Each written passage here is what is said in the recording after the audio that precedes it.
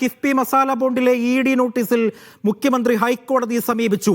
Notice റദ്ദാക്കണമെന്നാണ് ആവശ്യം. കിഫ്ബിയുടെ ഹർജിയിൽ നോട്ടീസിലെ തുടർ നടപടികൾ ഹൈക്കോടതി നേരത്തെ സ്റ്റേ ചെയ്തിരുന്നു എന്ന പ്രധാനപ്പെട്ട വാർത്തയാണ് ഈ ഘട്ടത്തിൽ വരുന്നത്.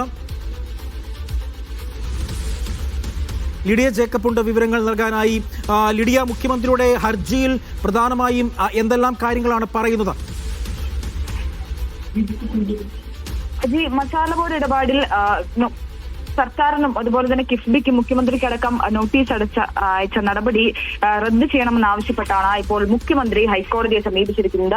കഴിഞ്ഞ ദിവസം കിഫ്ബി സമർപ്പിച്ച ഹർജിയിൽ ഇത് തുടർ നടപടികൾ സ്റ്റേ ചെയ്ത് ഇടക്കാല ഉത്തരവ് ഹൈക്കോടതി ഇറക്കിയിരുന്നു. അതിന് പിന്നാലെയാണ് ഇപ്പോൾ മുഖ്യമന്ത്രിയും ഇത്തരത്തിൽ ഹൈക്കോടതിയെ സമീപിച്ചിരിക്കുന്നത്. മുൻ ധനമന്ത്രിയായിട്ടുള്ള തോമസ് ഐസക്കിന് അടക്കം നോട്ടീസ് കഴിഞ്ഞ ദിവസം വന്നതാണ്.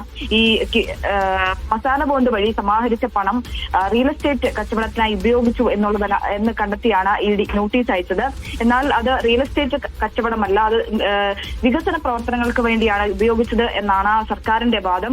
പക്ഷേ അത്തരത്തിൽ വികസന പ്രവർത്തനങ്ങൾക്ക് വേണ്ടി ഉപയോഗിച്ചാൽ പോലും ഭൂമി ഇടപാടുകൾക്കായി അത് ഉപയോഗിക്കാൻ പാടില്ല എന്നുള്ളതാണ്. അത് നിയമപരമായി നിലനിൽക്കില്ല.